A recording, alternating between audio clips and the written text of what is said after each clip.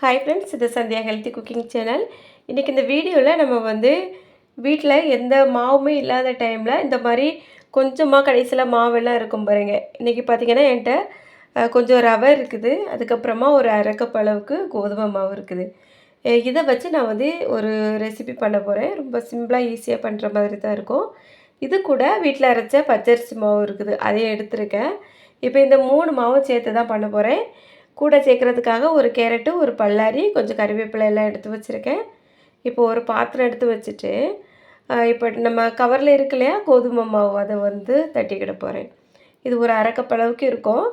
இப்போ இந்த கோதுமை மாவு மட்டும் நம்மளுக்கு பத்தாது. அதனால் ஏதாவது இருக்குதா அப்படின்னு தேடி பார்த்தே கொஞ்சம் ரவை இருந்தது, ஒரு 1/4 கப் அளவு இருக்கும், அதையும் இது கூடலாம் சேர்த்தாச்சு. இப்போது இன்னொரு 1/4 கப் அளவுக்கு அரிசி மாவு இருக்கு இல்லையா, அதையும் சேர்த்துடலாம். சேர்த்துட்டு இந்த அரிசி மாவு வீட்டில் திரித்து வறுத்தது. அப்போ இது கொஞ்சம் நேரம் ஊற வச்சா தான் நல்லா கொஞ்சம் பஞ்சு போல் ஆகும். அதே போல் ரவையுமே கொஞ்சம் பரபரப்பாக இருக்கும், அதுவும் கொஞ்சம் நேரம் ஊறினா தான் நல்லாயிருக்கும். அதனால் இப்போ நான் இதில் கொஞ்சமாக உப்பு சேர்த்துட்டு தண்ணியும் சேர்த்து இதை கொஞ்சம் நேரம் மிக்ஸ் பண்ணி ஒரு பக்கம் எடுத்து வச்சுக்கிட போகிறேன். இது ஊறி வரும். கோதுமை மாவு நைஸாக இருக்கிறதுனால பிரச்சனை இல்லை. இந்த ரெண்டுமே கொஞ்சம் நேரம் ஊறினா தான் நம்மளுக்கு செய்கிறதுக்கு நல்லாயிருக்கும். அதனால் இந்த மாதிரி கொஞ்சம் நம்ம அந்த தோசை மாவு பக்கத்துக்கு தண்ணி விட்டு கலந்து ஒரு பக்கம் எடுத்து வச்சிடலாம். இது ஒரு 10 நிமிஷம் 20 நிமிஷத்துக்கு அப்புறம் ஊறினதுக்கப்புறம் பார்த்திங்கன்னா நல்லா அந்த தண்ணியெல்லாம் இழுத்துட்டு கொஞ்சம் கெட்டியாகும். அந்த ரவை எல்லாமே நல்லா கொஞ்சம் பஞ்சு போல் ஆகிருக்கும், பெரிய சைஸாக இருக்கும். அதனால் இந்த மாதிரி மிக்ஸ் பண்ணிவிட்டு ஒரு மூடி போட்டு ஒரு பக்கம் எடுத்து வச்சுக்கிடலாம். இப்போ அது கூட சேர்க்குறதுக்கு ஒரு கேரட் இருந்தது இல்லையா, அதையும் நல்லா தோல் சீவி பொடி பொடியாக கட் பண்ணியிருக்கேன். அந்த பல்லாரியும் பொடியாக கட் பண்ணி எடுத்து வச்சுருக்கேன். ஒரு கொத்து கறிவேப்பிலை அப்படியே குட்டி குட்டியாக கட் பண்ணி எடுத்து வச்சுட்டேன்.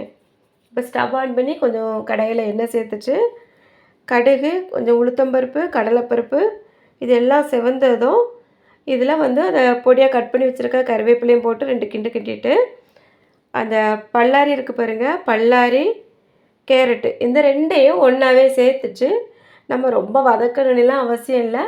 லைட்டாக ஒரு 2 நிமிஷத்துக்கு சிம்மில் வச்சு லேசாக கிண்டி விடுவோம்.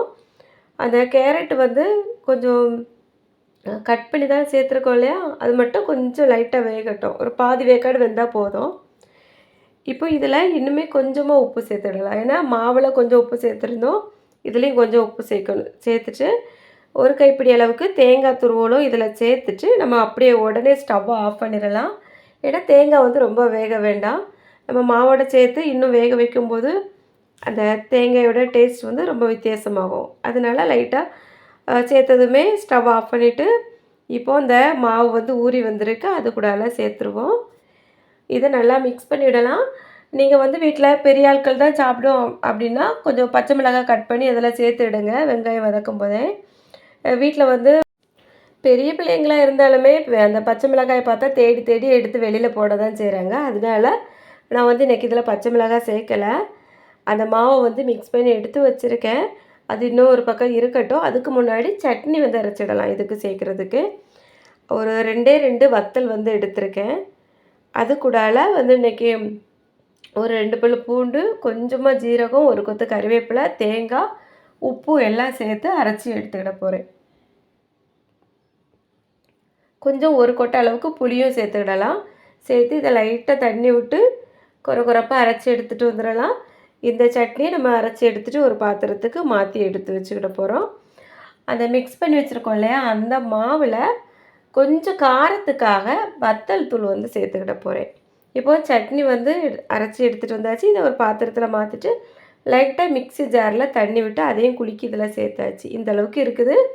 நம்ம மிக்ஸ் பண்ணி வச்சுருக்க மாவுக்கு இது கரெக்டாக தான் இருக்கும். அது ஒரு பக்கம் இருக்கட்டும். இப்போது இந்த மாவில் ஒரு அரை ஸ்பூன் அளவுக்கு வத்தல் தூள் சேர்த்துருக்கேன், கொஞ்சமாக மஞ்சள் தூள் இதெல்லாம் சேர்த்துட்டு இது கூட கொஞ்சமாக காயப்பொடியும் சேர்த்துடலாம். சேர்த்து நல்லா மிக்ஸ் பண்ணி வச்சுருவோம். மிக்ஸ் பண்ணிவிட்டு மாவு நல்லா ஊறி அப்படியே திக்காகவே இருக்குது பாருங்கள், உங்களுக்கு பார்த்தாலே தெரியும். இட்லி மாவோடையும் திக்காக தான் இருக்குது.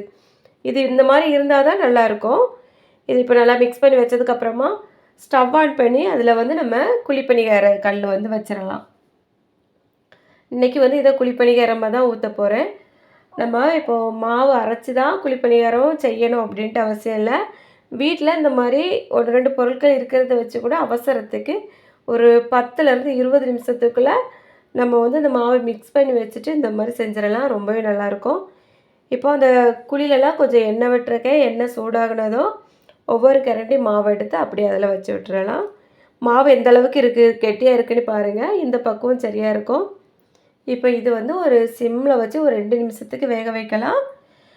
ஒரு பக்கம் வெந்ததும் திருப்பி போட்டுட்டு 1 நிமிஷம் இருந்தால் போதும். ஏன்னா 2வது டைம் நம்ம வேக வைக்கும்போது ரொம்ப நேரம் வைக்க அவசியம் இல்லை. அப்படி திருப்பி போட்டு வேக வச்சு எடுக்க வேண்டியது தான். ரொம்ப ரொம்ப ஈஸியாக மாவு எதுவுமே அரைக்காமல் வீட்டில் இருக்க பொருட்களை வச்சு ஒரு குழி பணியாரம் செஞ்சாச்சு. காலையில் டிஃபனுக்கு வந்து இது ரொம்பவே சூப்பராக இருக்கும். இதே போல் நீங்களும் செஞ்சு கொடுத்து பார்த்துட்டு எப்படி இருக்குது அப்படிங்கிறத கமெண்டில் சொல்லுங்கள். இந்த மாதிரி நம்ம மிக்ஸ் பண்ணியிருந்த மாவு வந்து ஒரு 2, 3 டைம் சுட்டு எடுக்கிறதுக்கு சரியாக இருந்தது. நல்லா தாராளமாக 3 பேர் சாப்பிட்ற அளவுக்கு இருக்கும். இதே போல் நீங்களும் வீட்டில் ட்ரை பண்ணி பார்த்துட்டு எப்படி இருக்குது அப்படிங்கிறத கமெண்ட்டில் சொல்லுங்கள்.